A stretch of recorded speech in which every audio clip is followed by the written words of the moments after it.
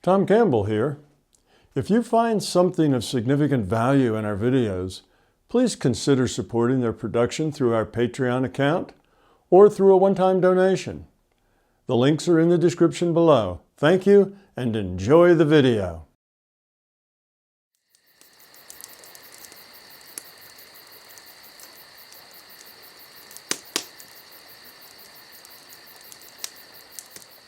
Good afternoon, everyone. Welcome to our 74th Fireside Chat. 74. Wow, that's a lot. That's a lot of work that Justin and Oliver have been doing for all those years. Yeah. All right. Let me start the questions with Will Thomas. He's got a question for you, Tom. Please go ahead, Will. Hi, Tom. How are you doing? Good, Will. How are you? I'm good. First, I just wanted to say that, I've been kind of following what you said to do, which was to, meditate and to be kind of, solid about meditating. I've been doing that now for 5 years, and it's going really well. At this point, I'm able to go out of body for a couple hours every single morning. And it's been slowly increasing. I haven't had a lot of big breakthroughs, but slowly but surely I've been getting there. And I just wanted to say before I start that for other people that are thinking, oh, I don't know if this would really work, or maybe, it's not the right thing. If you just really give it a try and just relax and try, and, it took me 6 months to have my first one, but, give it a shot and don't be afraid and try to stick with it. And you probably will be able to do it too.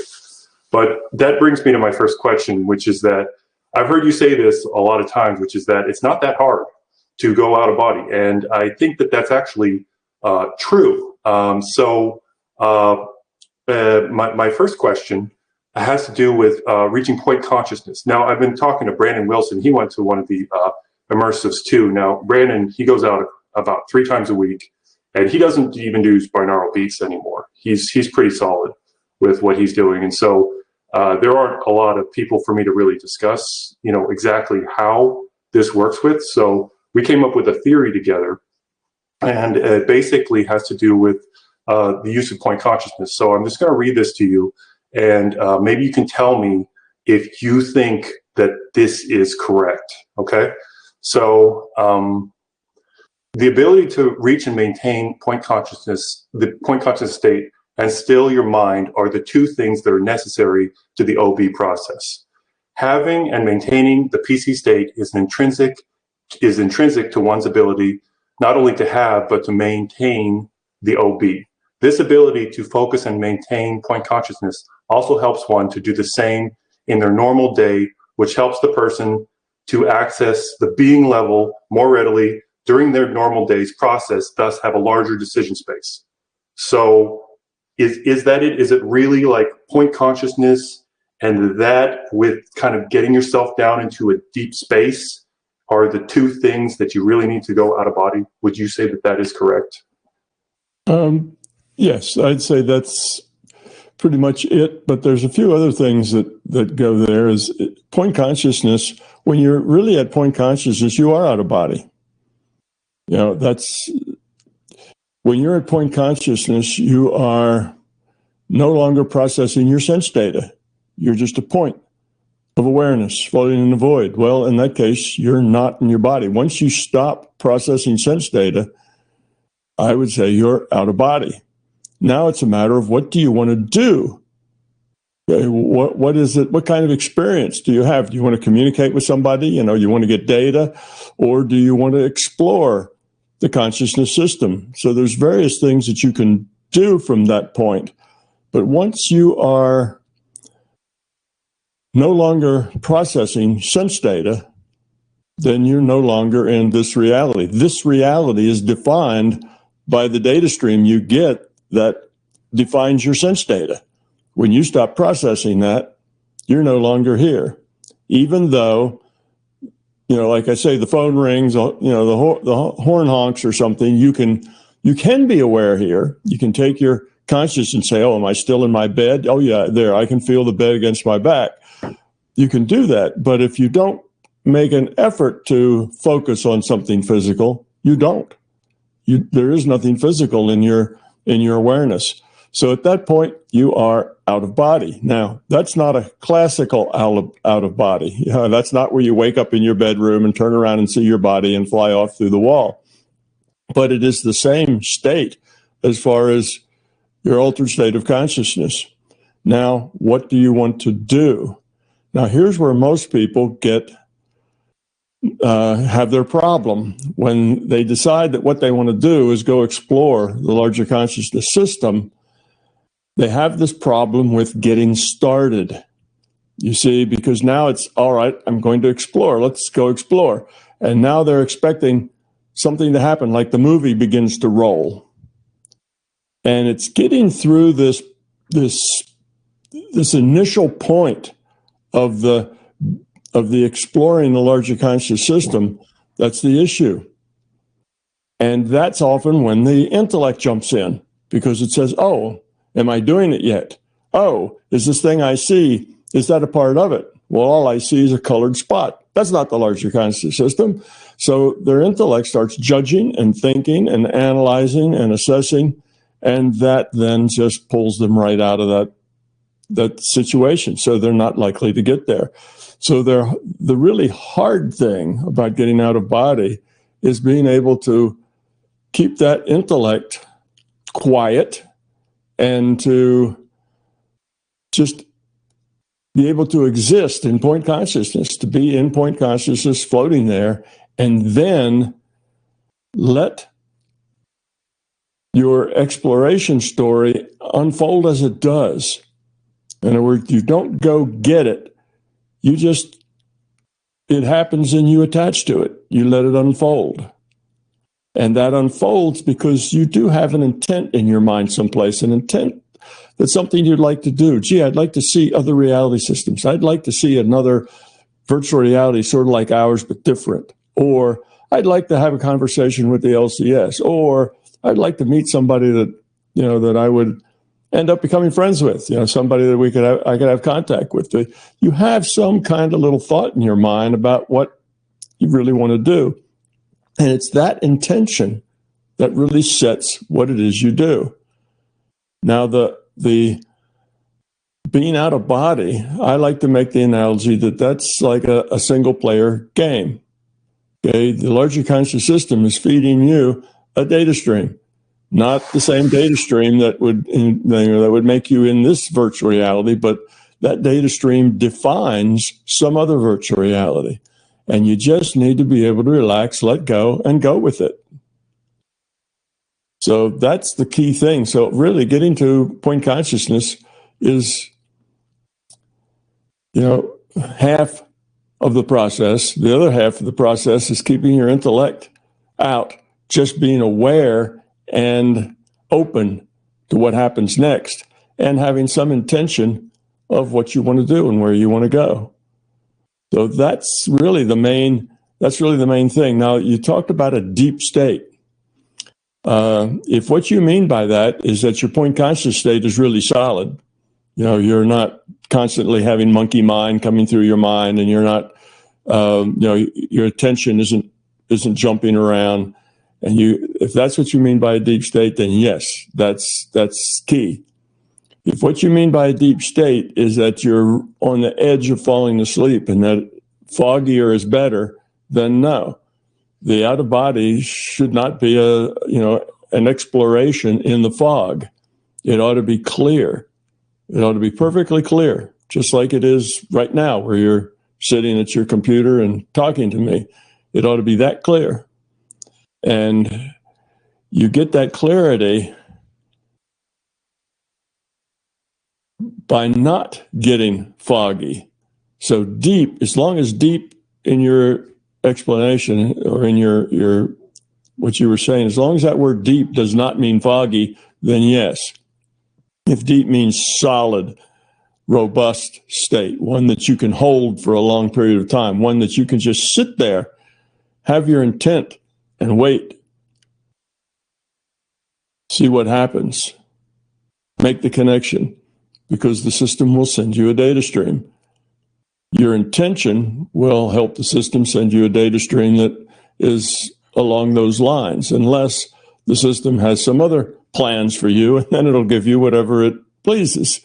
And it's not always what you intend. Often it's you intend to do this, and you go off doing something else. Well, the system gives you things that it thinks will help you get a bigger understanding, get experience. We open our minds through experience. And what I mean by that is people who travel a lot, say, just here in this reality, they have a bigger picture of reality than people who never travel at all, never go anywhere. So just by having varied and different experiences, you mature, you grow up some, you have a larger perspective because you've seen more things. So a lot of what you're going to get in those single player games we call out of body is just more experience with different kinds of things. And slowly the accumulation of all that experience changes you and makes you more aware, makes you live in a bigger picture. And it happens kind of collectively. Like if you do a lot of traveling, you don't suddenly go to Singapore and say, okay, now I have a bigger picture. It's not like that. You just travel and just by, it just happens. After if you travel more, then you have even a bigger picture. So it's the same way without a body. It's not that any particular thing is going to be the bell ringer. Now, occasionally you do get those kinds of things, but mostly it's just experience in a larger space. And over time, that gives you you begin to live in that larger space rather than just visit it. So that's kind of the key thing about out of body. But when you are in point consciousness, you really are out of body. Now all you have to do is let it go. And however the system wants to take you, the system's going to offer you a data stream. And you can start it off. If people have the trouble getting started, connecting to that data stream. And that's because you have to relax, let go, and be open, and have some kind of intention in your mind. That's what it takes to connect to that data stream. So, sure, you can get to point consciousness and you can go get data, you can remote view, you can do all sorts of things, and you can go exploring, which we call out of body. Now, the only reason that people have that classical out of body of becoming aware in their bedroom and looking back at their body lying in the bed is because either that's what they read about, so that's their intention. That's the intention in your mind. Remember, that's part of the formula, is that intention. If they have that intention, then it's likely they'll have that experience. The other reason is that they believe that they're actually getting out of their body, that they are something that lives in their body, some kind of spirit form living in the body. And of course, if you live in the body and then you get out of that body, you're going to be there where your body is. So that belief then sets that intention automatically, you see. So the classical out of body is based on a belief, pretty much. Otherwise, your out of body is just like teleporting. You're there in point consciousness, you're aware, and something catches your attention, you go connect with that, you embrace it, and you're gone. And hard to say where you might go or what you might end up seeing or where it goes, but you kind of let it unravel. And as you go and have the experience, more intentions will pop into your head. Well, that was interesting, but, and then you go off in that direction. One thing leads to another, just like any exploration.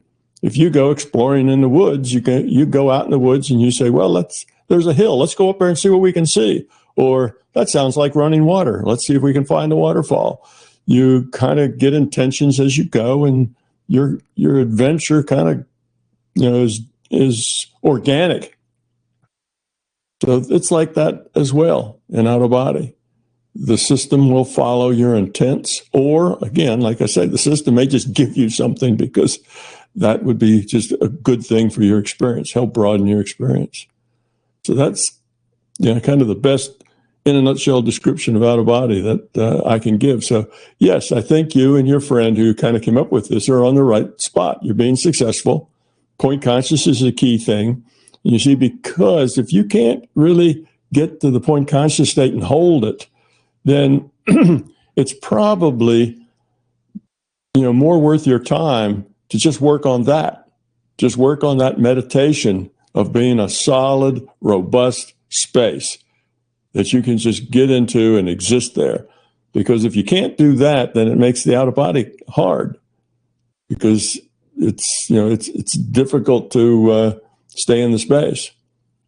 So you're right. Do that first. The rest comes more easily. I have noticed, though, that when I get up from an out-of-body experience, that I almost always feel the exact same way, the same level of relaxation. My body or my mind or my mind space, whatever it is, feels like there's just this very kind of comfortable, calm, natural, like pleasant feeling.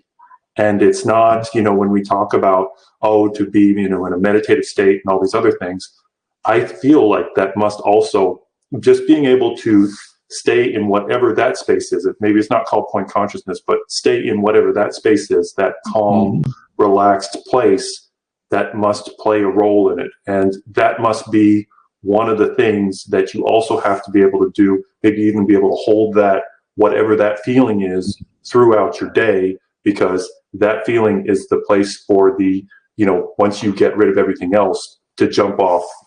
That's your being level intent, maybe, or something like that. Absolutely. That is right.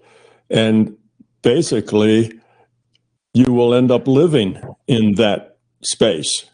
That will become the space of your everyday life.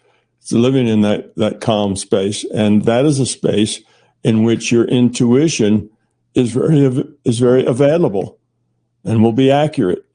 And you can intuit things. You can do all the other paranormal things, gather data, remote view. You can do so much more of that very easily, as long as you stay in that relaxed space. That's a space where you're using the intellect when you need it, but the intellect is not the micromanager running every minute of your life.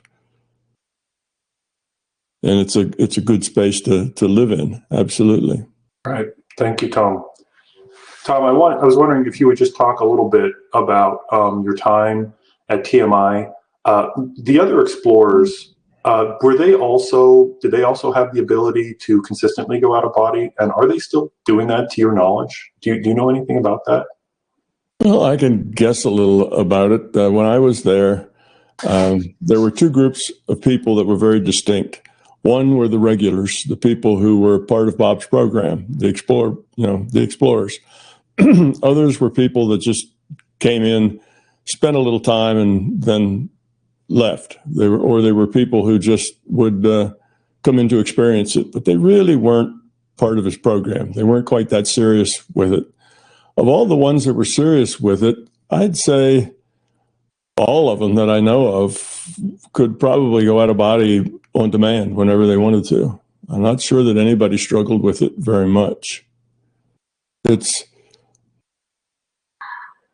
don't know, it just seemed like an easy thing to do when you were there. I don't know, maybe there's something magical about being out there with Bob, but it was, most people have trouble with out of body because they get twisted up in their own expectations. They're trying to duplicate things that they've read in books. They're using their intellect to try to guide the process, and that's their problem. And I think probably because of the things Bob told us, or maybe it just was the collective consciousness there, it was all that stuff just kind of fell away pretty easily. So most of them did. Now, did they continue with it? Some, like myself, I continued with it, of course, very actively, because my job was to figure out how it all worked. And it took me a long time. So I kept working at it and working at it and working at it and doing experiments and following up, what this variable did and that variable. I kept plugging away at it consistently, and, still am. So that was me. My friend Dennis Menerick, that worked with me, he actually got to the point of easily going out of body probably 6 months before I did. He was a little quicker on the upswing. He did not keep working it. He was the engineer, and engineers don't particularly like to figure out theory. They just like to build things. So when he left, because again we were gone from researchers to trainers by that time, and our lives had been sorely neglected, and we needed to get back to them. So he did not do that. He actually started an interest in martial arts, which was just another way for him to take his meditation. Now, he didn't do martial arts and, how do you kill somebody with your hands? He did martial arts that was more mental than physical.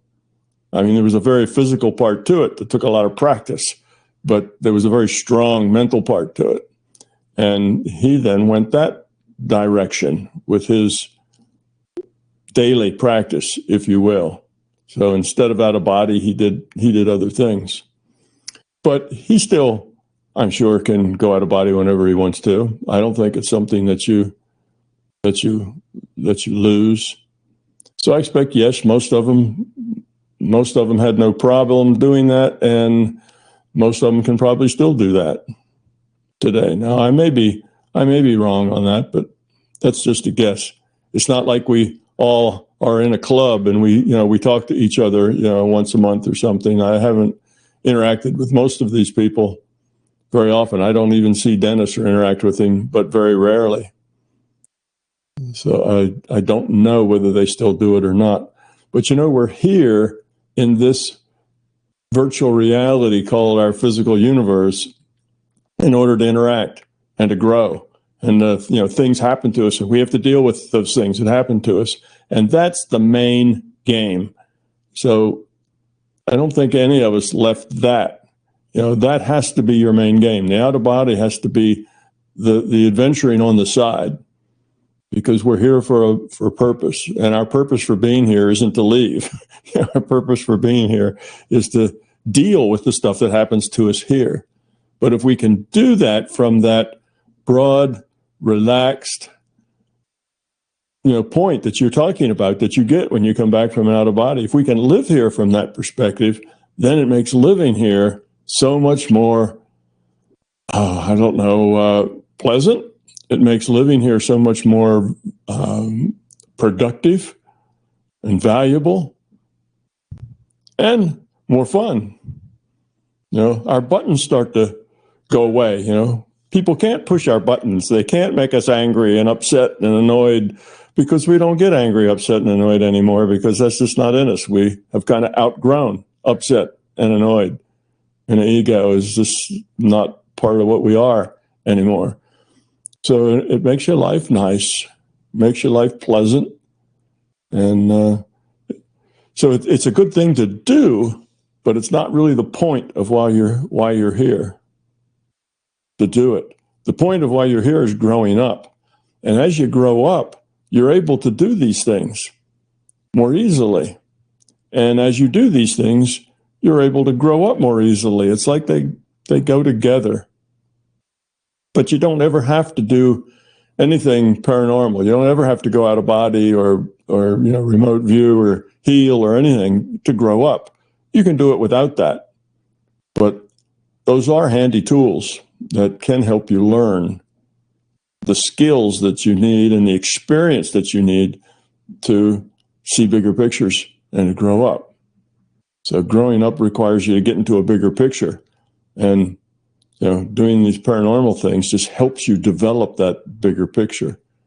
So that's really the only point of them. Doing anything paranormal is not important or significant by itself, but it is a space in which you can practice, and a space in which you can learn. And some people go into the paranormal things and their ego gets all blown up because of it. Oh, I can remote view, and I'm good at it, and I can heal. Give me some money and I'll heal you. Some people get wrapped up with their egos in these things, but then they stop growing. It's not a path for them to grow. So if your ego is so big that you're likely to get trapped in these paranormal spaces because you feel the power or whatever, then it's not a good way to go. It's a good thing to avoid. But if your ego is low enough that you actually can do these things pretty well, then there's a lot of value in understanding bigger spaces as you grow up, kind of expanding your mind, expanding your experience set. And suddenly a lot of things that used to be important aren't so important anymore. And other things that you never really thought about become important. So it changes who you are, how you see the world. Changes you. You become a different person, which I'm sure you're aware of. If you look back, probably 5 years ago, go back 5 years, and who was Will 5 years ago, you probably see that now Will is an entirely different person. That's absolutely true. I was a very different person than I am now, and life's better. It's not as hard. Thank you, Tom. I have one more question, and it has to do with the balance between us on the being level and us kind of on the physical level.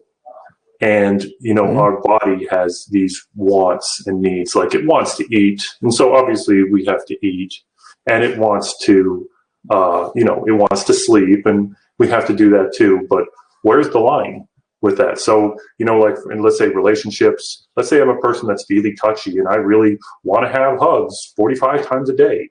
And my wife or companion or whatever it is, she is not really touchy at all. And she doesn't want to give me like any hugs. So at what level how do I balance the needs of the body or the wants of the body with the spiritual part of who we are? Should I just like ignore that, or like see that and acknowledge it? Should I just try to let it go? Or should I say, well, look, I'm here as a physical being, and so I have these, physical needs, and they're not being met, and so I have to, go off and find them somewhere else. And so I really can't figure out where the balance should be on something like that. I was wondering if you pointed me in the right direction. Okay. It depends on where you are in that relationship and how you got there and a lot of other things. But in general, your needs should not be all that important to you. Yes, you have needs. You're an animal. You're Homo sapiens. You have needs. You have sexual needs. You have needs to want to feel that you belong.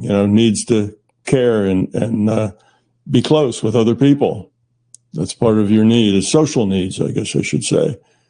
Connection with others' needs. You have hunger. You have needs for a certain level of comfort. That sort of thing. But in most cases, any one of those needs, if it's just not available, should be okay. It's okay if you're hungry. It's okay. You don't have to eat. You don't have to eat for 2 or 3 or 4 or 5 days or a week. And it's not that big a deal. You just don't eat. So if there's nothing to eat for a week, then that's okay. It's not something to be bothered by or upset. If you want those hugs, you're a huggy person, and your wife isn't, then you just have to say, that is the way she is. That's her. And I have to let her be her. I can't make her demand that she become somebody else. Well, if I could demand that she become somebody else other than what's her, then she could just as easily demand that I become somebody else and be like her. Somebody that didn't like being touched, you see. So you just can't make demands and say, people need to be the way I want them to be. That's your ego. So if that's the way she is, then that's the way she is. Accept that. Say that is a part of her, and that's not a part that I get a lot of comfort from. But there's other parts of her that I like a whole lot. So I just accept that. That's part of the package. packages usually don't, one package probably doesn't meet all your needs all the time. It's possible, but it's just harder to come by. So you just accept that. You have friends, and maybe your friends are, have components of their personalities that you just really don't relate to. And, but that's okay. You let them be. They are who they are. Now, if it gets to the point that the way they are has little to no redeeming value, in other words, there isn't anything about them that you particularly like or enjoy or care about, well, then it's time to move on, make new friends. But mostly people aren't like that. There's something about them that you can relate to and be okay with, and you let them be who they are. So your needs shouldn't be that compelling that you get to where you just have to have them met. If you just have to have them met, that's probably more ego than need. And that's the same with your sexual needs and, connection needs with other people and so on. It's not like you just have to have this situation with that person. You don't. Let that go. Would you say that would also be true with my need, like let's say my need to eat? So, I decide to fast. I got horrible headaches, makes me feel like I'm nauseous. But I really want to fast. So you're more of kind of the inclination that you don't need to listen to that part. You can just basically do whatever it is that you think is the right thing overall to do, like in the larger kind of format type of thing. Yeah, probably what would happen is that if you let go and just said, well, I am going to fast. If I get headaches or I get whatever, I will accept that. Because I want to experience the fast. I want to know what that's like. And I'm curious about what it might do for me. So I want to do it, and I want to do it for, say, 7 days or 8 days or whatever it is. So then you just accept whatever comes will come. And if you get headaches or you feel nauseous, well, that's part of it, part of the experience. And you may, if you feel miserable, decide not to do it anymore. But you may go through it once just because you want to see how it is. You see, now if you really don't care that much about fasting and it doesn't feel good, then you could just stop and say, well, I don't want to go there. But if it's something you really want to do, you can do it if you really want to. And probably the difficulties that you're having with the fasting, you see, there's a very large probability that those aren't really biological and physical things. Those are things that probably have to do with some fear or some worry about that fast and your body and your ability to do it. And it's some of that dis-ease that you have with fasting that was more likely to show up as headaches and other problems. It's like sabotaging your own fast with good reasons to quit.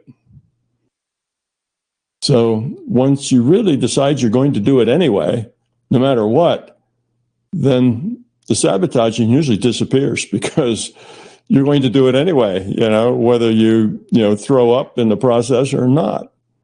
So in that case, typically those things won't even happen to you. You'll find that the fast works just fine. And the fast is just an example. That's true with everything in your life. Once you decide that, you're just going to do this because you want to do it, and typically then everything just works real smoothly. Everything becomes optimal because you don't have any fears around it. You're just going to go do this thing. And then you just let it happen. Now, that doesn't mean that if you had a terrible thing that it was really, physically a terrible problem that you wouldn't quit. You have to be flexible too. You might get to the point and you say, well, this isn't a good time. That's probably not a good time. I'll wait and I'll do it 6 months from now or next year. Something like that. So you don't want to be hard over on, I'm going to do this, if it kills me. That's not my point. It's just if you go in with resolve to do something and you're okay with it, even if it is a little hard, even if it does hurt some, but you want to do it anyway, then typically it doesn't hurt at all. If you go in with fear, with the idea, well, I hope this doesn't hurt too much. I hope this isn't too awful, not eating for a week, then you go into it and you usually have problems. So that's the thing. So if it's a relationship issue, then if the relationship has value to it, enough value that you would want to continue that relationship, then the fact that you don't get hugs is just okay. That's not a problem. Okay. You'll have other friends that you will hug, other people that are huggable, and enjoy your hugs. And when you get those hugs, then they'll mean all the more. You'll really savor them.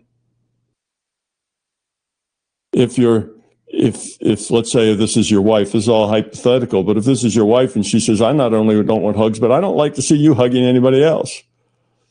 Well, then I would try to do what she wants. I would try not then to hug anybody else when she's around. But if she's not around, then I'd hug whoever I damn well pleased, because it's not going to upset her. And you could tell her about it. It's not that that's a big secret. You could say, yeah, so-and-so, we met and really had a good time, my old friends. So that won't bother her probably either. But if she's around, then, that's her. You just accept her however she is and do the things that don't bother her.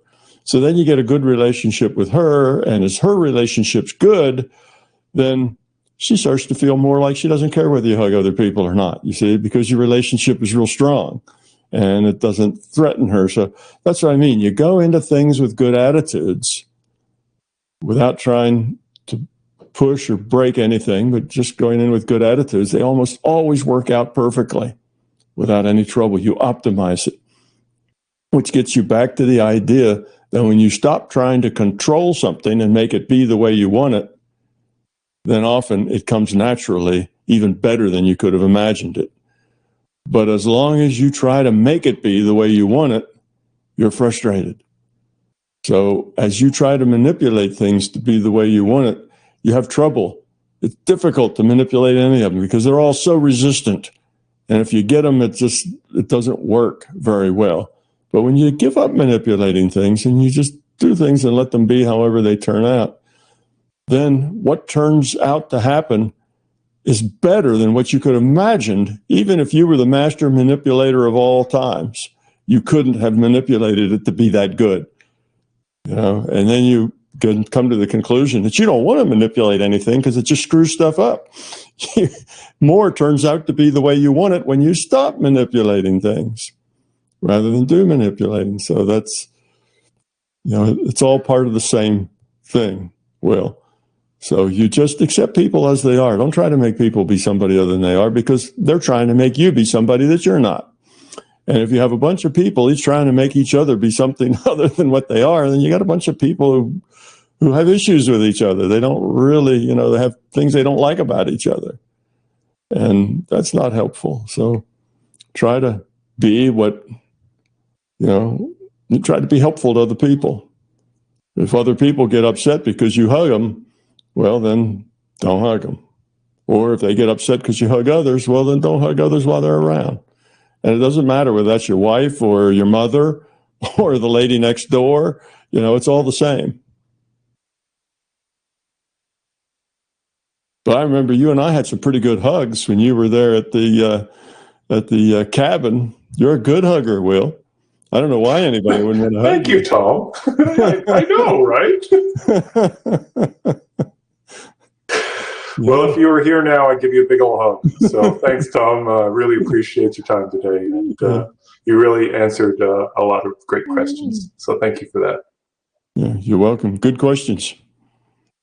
Cheryl is here with us today. Cheryl, you've got a couple questions. Please go ahead. Hello, Tom. Hi, Dawn and everybody. Missed you so much. Okay, go ahead. Here we go. I grew up in the Bible Belt. I know many here that tell people what to do all the time. Well, I never liked that. It felt bad.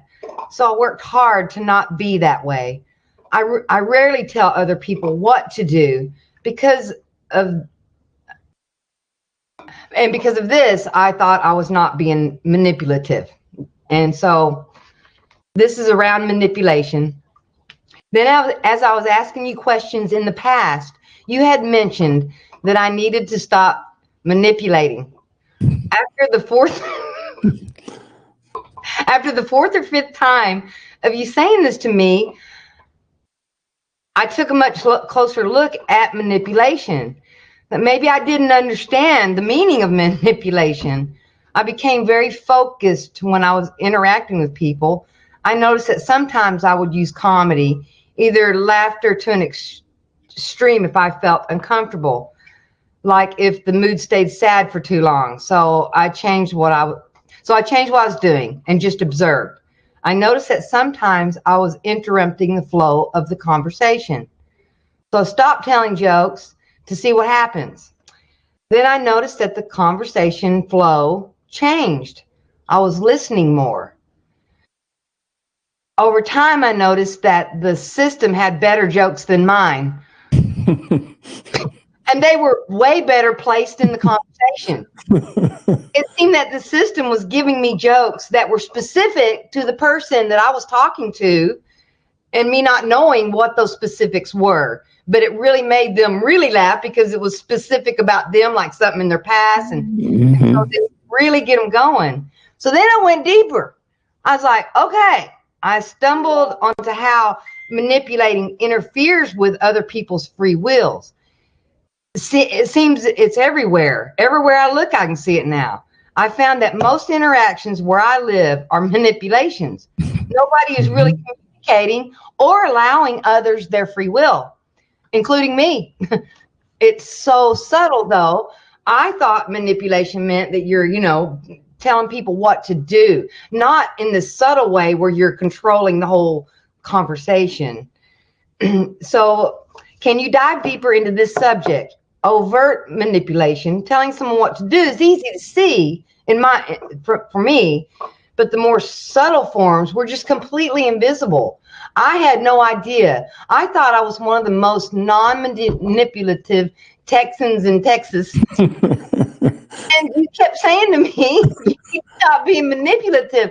And the last time you said it, it was a little more forceful. And I said, I know that something's there, so I better look at it. I know he means something, but evidently, I think many don't really understand the full meaning of manipulation. The great majority of all the things they say and do are meant to manipulate other people. And it's not just to make those people say and do what you want them to. No. A lot of it is trying to get them to think the things you want them to think. So if, let's say, for instance, you have an image, and your image is one of being the fun person, the person who, I don't know, is the life of the party, or who is just fun to be around. And maybe you just want to be that person because then people will like you. So if people will like me if I'm the fun person. Therefore, I will tell jokes and I will be fun and I will smile a lot and laugh a lot. And that way people will like me. That's my way of interacting with people, that people will like me. Because if I was just me and said the things that I felt and said what was on my mind, not many people would like me, because I would be abrasive and I would, be telling them that I didn't like this, and I didn't like that, and that wouldn't work out too well. So then you have an image. And when you play to that image, that means you're manipulating other people's opinions of you. You want them to have a positive opinion of you. You want them to like you. You want, so you act in a certain way to get them to feel in a certain way about you. And that comes out of our fears. We have fears of not being adequate, of not being likable, of being different, not being able to fit in. So we have our strategies then of how we can fit in. And all of those strategies have to do with manipulating other people's opinions toward us. So they will like us and they will include us. So manipulation isn't just, I want to get so-and-so to do this thing, and I'm going to try to tell them things and whatever to get them to do that thing. Yeah, that's very overt. But we're manipulating things all the time. When we tell our children things like, go study hard so you can become a doctor and a lawyer and make a lot of money. Well, we're trying to manipulate them towards certain attitudes. All right? That's why we tell them that. And, we tell them lots of things because we want to manipulate them to certain attitudes. Now, when they're very young, they need to be manipulated. No, you can't play in traffic. Oh, if you want to play in traffic, I'm going to put a lock on the gate so you can't get out of the yard. So that's a very obvious manipulation, but it's necessary because they're not old enough to make choices on their own. But once they are old enough to make choices on their own, then manipulation isn't really for their benefit. It's for your benefit, for how they will see you, for, the way you want things to be. And one of the ways that you want things to be is you want to be included. You don't want to be excluded. And now you have to figure, okay, how can I make sure that I'm included? Well, then I need to be one of the in people. I need to be, these people need to be my friends. Well, what do I have to do to make them my friends? Well, I have to do this and this. And you see, that's all manipulative. You're not just being you. Matter of fact, after you live a life of manipulation, you don't even know who you are because you've let go of you in favor of the things you need to do, say, be, and act like in order to get the responses that you like. So when you tell people, most people say, well, just be authentic. They kind of think a minute and they have no idea what that means. Who would they be if they were authentic? And then the fear comes in. Well, if I was just authentic, nobody would like me. I'd have to go live as a hermit, out in the desert someplace, in a little hut. If I was authentic, that's what makes me socially acceptable, and that's what makes me fit in. So you see, that's all fear-driven stuff. You do things because you're afraid, because you have wants and needs. So that's what I mean by manipulation. And as much as you try to manipulate things to be the way you want them, they generally aren't the way you want them. Because you see, even if you get that friendship or get that inclusion, okay, you have a circle of friends and they include you, even if you get that. Well, in your own mind, you say, well, I only get that because of the way I act. And that's not me. So they're not really including me. They're including who they think I am. They're including my image of myself. And what happens then is that doesn't make you feel good. You still feel like you're an outsider. The only way you can be as an insider is to be, a fake you. So then you start to get depressed and you start feeling like, I don't really want to hang out with those people, but I really need to, and I want to, but I really don't want to. And you get upset with yourself. What's wrong with me? You constantly looking at yourself with negativity, and all of that brings you to a less valuable place, to a less productive place. And then your life isn't working out too well for you. So that's the typical way people work. They have needs and wants and desires. They have feelings of fears, insecurities, and things they don't feel very good about. So they put up fronts. They have strategies to cover up those things that they fear. And then their life, instead of being full of happiness and joy, is kind of, okay, they do have friends. People do invite them, or they are inside, but none of it's really real. It's all something they have contrived. They've manipulated it to be that way. Now, intellectually, they're probably not aware of that, but deeper than the intellect, they are aware of that. And that's why most people have their circles of friends. They do their things. They go out to movies with them. They do other things. And it would seem like everybody's happy and smiles and telling jokes. But actually, when you get to know them, everybody's kind of sullen. Everybody's kind of down. Everybody's a little depressed around the edges, even if they're not totally depressed. And everybody feels like life is kind of not all that meaningful. And that's because they're not being, they're not being themselves. Whereas if you're just yourself and somebody likes you, Well, that'll make you feel good because they like you for who you are, not for who you pretend to be. And from that, you can get, some satisfaction. That's a real friend, not a bunch of pretend friends that are making each other feel better because of their fears and their images. You see, so that's it's the way our culture is. Everybody feels that they can make things better if everybody else would just listen to them. Everybody feels like they know the answers. So they try to tell people what to do. Oh, Cheryl, you'd be better off if you did this, if you did that, if you were this way, or if you were that way. See, trying to tell other people really how they should be. You'd be a lot better off if you just stopped doing such and such. Well, you need just not to listen to any of that. You just need to let that go. Okay, sure. And just let it slip out in one ear and go right out the other ear without any of it sticking whatsoever. So you live in an environment, you live in a culture that is very manipulative. Our culture is manipulative. Advertisers are manipulative. Politicians are manipulative. Families are manipulative. Schools are manipulative. They're all trying to get, order and progress and having things move forward by them trying to manipulate everybody else. Well, in a society where everyone is trying to manipulate everybody else to be the way they want them to be, you can see nobody's going to be very happy.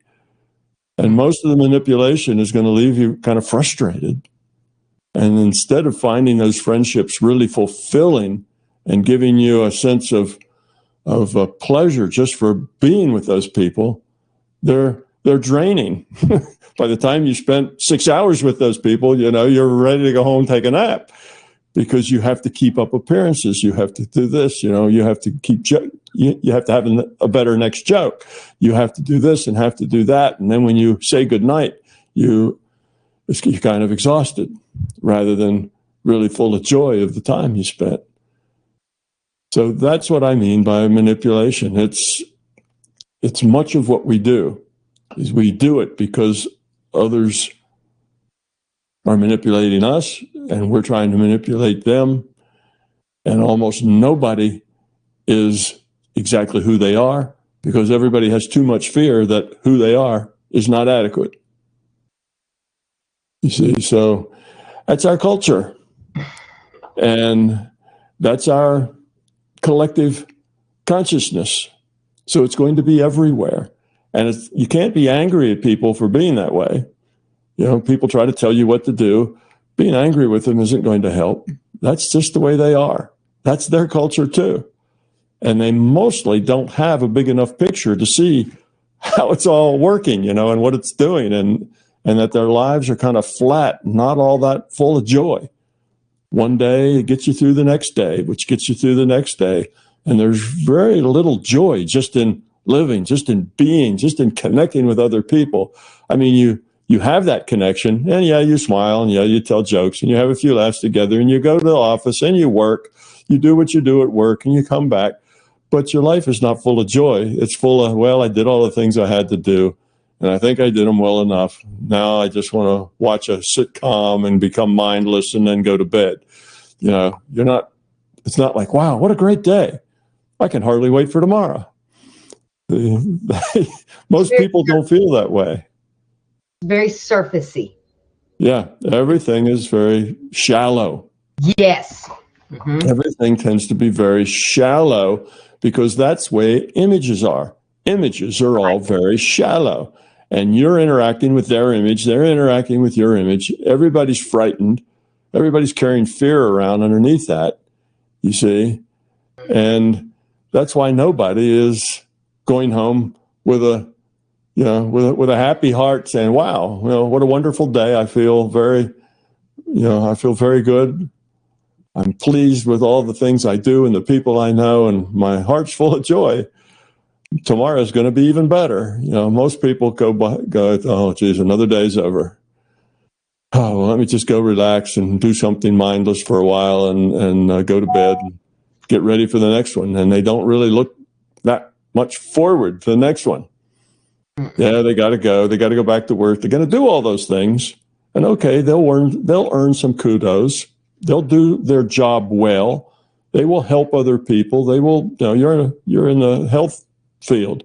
You help other people. You help other people every day. That's your job, and those people know that, and they appreciate that. So there is still joy and happiness and real things in your life. I'm not saying everybody's life is just a pile of garbage. It's not that. There's good things in your life. You do help people. You do have friends, and you do enjoy being with them. And there's a lot going on that is positive, but it's missing much. And in as much as it's superficial, and in as much as it's working to image, that's the same amount to which it is not very satisfying. It's the same amount that is kind of shallow. And if you live in a culture that is particularly aggressive in its telling you how to live, which a religious culture is like that. You live in the Bible Belt. When you're in a religious culture, people expect you to have certain thoughts, have certain attitudes, have certain beliefs, do certain things, be certain ways. And if you're not, it's a big problem, a big social problem. So that's the downside of living in an area that has a small reality. They live in a smaller reality where there's just this certain bunch of facts, and anything other than that is intolerable. Well, they're still people. You still live with them. Probably a lot of them are your family, right? That's typical. And when they're your family, you have to have a relationship with them, and you have to be nice, and you have to let them be whoever they are. But you have to learn to let all their complaints and criticisms just not stick on you. Mm-hmm. Don't take them seriously. In one ear, out the other, smile, say thank you, appreciate your concern, and then don't let that make you feel bad. So that's the thing. When you live in that kind of an environment, you have to have a thick skin in the sense that you're not hurt by everything everybody tells you, and that you don't really take any of that too seriously. The criticism is not something that you take seriously because they are how they are. That's how they feel. You're not going to change them, and they're not going to change you. So live with them as peacefully and as happily and with as much fun and as much joy as you can. But there's limitations. It's just going to be a limited set of relationships. And that's because they live in a very limited reality. And in a limited reality, everything's limited. So it's the way it is. But it doesn't mean that you can't be happy and find a good life in that kind of environment. You can. But it takes you having to grow up and to where you stop participating in it, but you can still be in it and interact with it and care for people and have fun with them. And then you're probably the only one going home after the event that really is happy. Because none of that stuff stuck at all. And you just kind of enjoy just being there with those people, even though those people are all very narrow, perhaps. But still, they're there. They're your friends. You can tell jokes. They can tell jokes. You can have good times and let it go. And you probably are the one that goes home feeling good about it. And everybody else is kind of exhausted from keeping their images up. So you can live in that kind of environment and still be a happy, joyful person. It's not that you need the right environment to be joyful and happy. Joy and happiness comes from inside of you, not from your environment. But some environments are just more difficult to do that in than others. So you've got one that you're going to have to grow up a lot in order to find peace and happiness in the environment that you're in. It requires more growth. Whereas if you were in an environment full of very grown people, finding happiness and satisfaction would be a piece of cake. It'd be laying around all over the place. For most of us, that's not the situation we live in. I also live in the Bible Belt. I live in the same sort of culture that you do. But I like it here. You know, I prosper here, so I don't let any of that bother me. It's all okay. I get along with everybody. So it's that sort of thing. It just requires you to be a little more grown up when you're around people who aren't very grown up. Mm-hmm. But you can still love them, and you can still like them, and you can still enjoy, and you can still be social with them. Mm-hmm. Things with my family have greatly improved, and what you just described is what's been happening.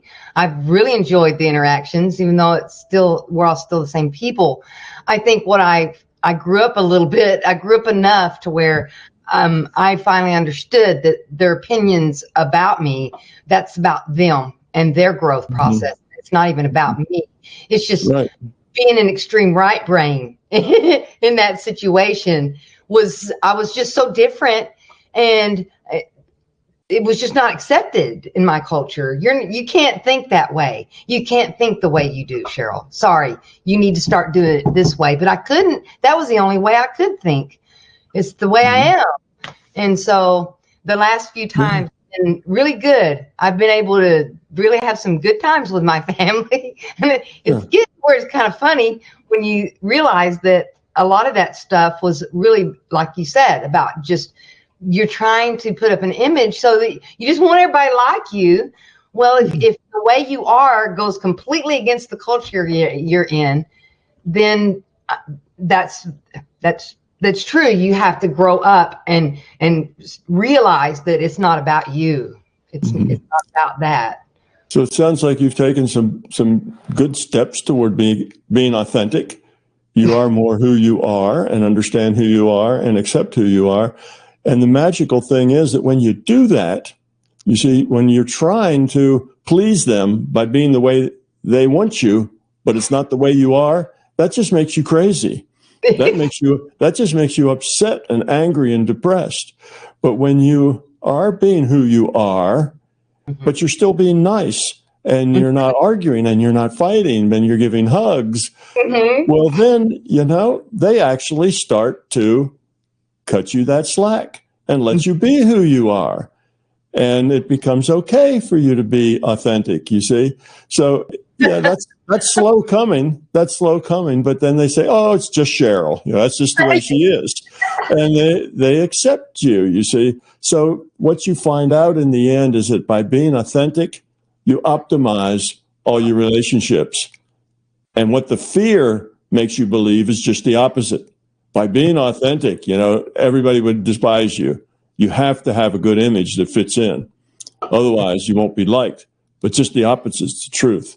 When you are authentic, when you are you, but you're not angry, you're not upset, you're not arguing all the time, you let them be who they are, and then they can let you be who you are, and everybody can get along pretty well.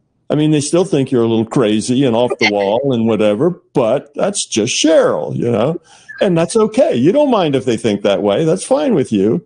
And they're just who they are to you, and everybody gets along. That's what I mean. You don't have to leave the culture you're in to find happiness and to find good connections. You can find it right where you are. It just is harder. You have to grow up first.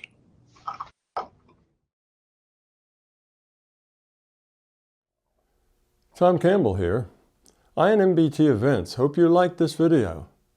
We now have well over 1,000 hours of free video on this user-friendly, ad-free YouTube channel.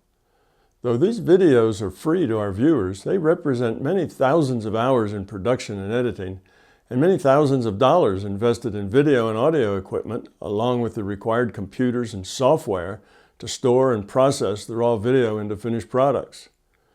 So far, all of this content has been funded directly out of our own pockets. Be assured, we will always continue to do what we can. It's our life, our purpose, a labor of love that we will continue to pursue as best we can. However, those pockets are not as deep as they used to be. Thus, we are now seeking to augment our resources with support from our viewers. If you find something of significant value in our videos, please consider supporting their production through our Patreon account or through a one-time donation. The links are in the description below. Thank you.